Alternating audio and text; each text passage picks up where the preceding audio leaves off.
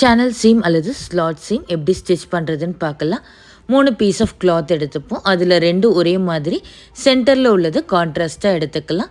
இப்போ இதில் right side எதுங்கிறத mark பண்ணிப்போம். மார்க் பண்ணதுக்கப்புறமா 2 கார்னரில் உள்ள கிளாத்துக்கும் எவ்வளோ சீம் அலவன்ஸ் விடணுமோ அதை விட்டுட்டு மார்க் பண்ணிக்கலாம். நான் 1 இன்ச் போல் சீம் அலவன்ஸ் விட்டுக்கிறேன். சென்டரில் உள்ள கிளாத்துக்கு எவ்வளோ வித்து வெளியில் தெரியணுமோ அந்த அளவு விட்டுட்டு கார்னர் 2த்தையும் மார்க் பண்ணிக்கலாம். இது போல் மார்க் பண்ணதுக்கப்புறமா கார்னரில் உள்ள கிளாத்தை இது போல் ஃபோல்டு பண்ணிப்போம். நம்ம மார்க் பண்ணதை வச்சு லேப்டு சீம் எப்படி ஸ்டிச் பண்ணமோ அதே போல் தான் இதுக்கும் ஸ்டிச் பண்ணணும். ஸோ அந்த கிளாத்தை சென்டரில் உள்ள கிளாத் மேலே வச்சுட்டு இப்போ நம்ம ஸ்டிச்சஸ் போட்டுக்கலாம். இதே போல் இன்னொரு பீஸையும் நம்ம அட்டாச் பண்ணிக்கலாம் சென்டர் பீஸோட.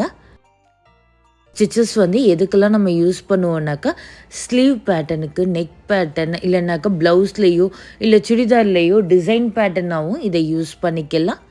பாருங்கள் எவ்வளோ நீட்டாக வந்திருக்குன்ட்டு.